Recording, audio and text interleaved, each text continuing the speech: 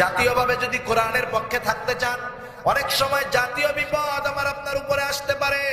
সেই জন্য আল্লাহ জানায় দেয়, ও আমার গোলাম, আমাকে শুধু আমাকে এই কথা বললে হবে না যে আমাদের রব আল্লাহ।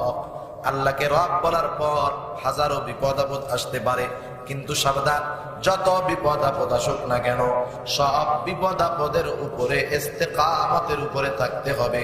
বিপদ আসবে, ভেঙে পড়া যাবে না। আল্লাহ তাআলার রুবুবিয়তকে অস্বীকার করা যাবে না, বরং জীবন চলে যায় যদি যা, আল্লাহ রব এই কথা যেমন মুখে স্বীকার করেছো, অন্তরে এবং কর্মে সেটার প্রমাণ দিতে হবে।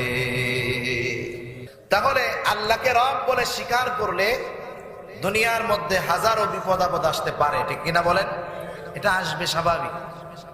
কথার প্রসঙ্গে আসলো তাই বলি, এখন যদি কেউ একেবারে বিয়ানীবাজারের পয়েন্টে দাঁড়িয়ে সুন্দর মতো একটা বক্তব্য দেয়, আমার নেতা হলো জিয়াউর রহমান, আমার দল হলো বিএনপি, কার কি আছে আমাকে কও, কার সাহস আছে আমার গায়ে হাত?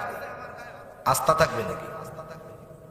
কিন্তু এরপরেও যদি মায়ের দৌড় খাইয়াও ঠিক থাকে, মিডিয়ার হেডলাইন হয়ে যায়, দেখবেন আগামীতে বিএনপি ওরে নমিনেশন দিয়ে দিবে, ঠিক কিনা বলেন?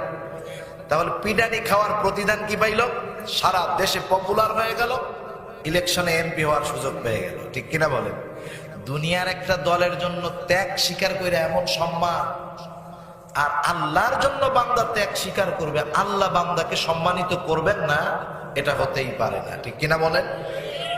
আল্লাহ তাআলা কখনো জালেম, ফিতনা ফাসাদ সৃষ্টিকারী আর মুত্তাকি পরহেজগার বান্দাকে কশ্চিন কালেও সমান বানায় দিবেন না।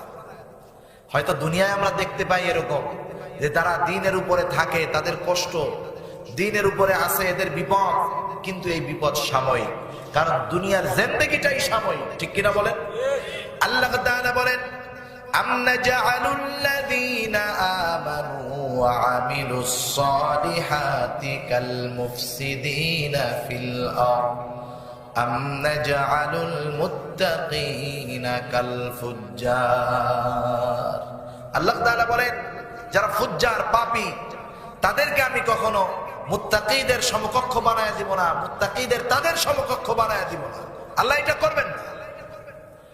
সেজন্য যেই মানুষগুলা বলবে আমার রব আল্লাহ, এই কথার ঘোষণা অতীতে যারাই দিয়েছে তাদের উপরে বিপদ এসেছে, ঠিক কিনা বলেন?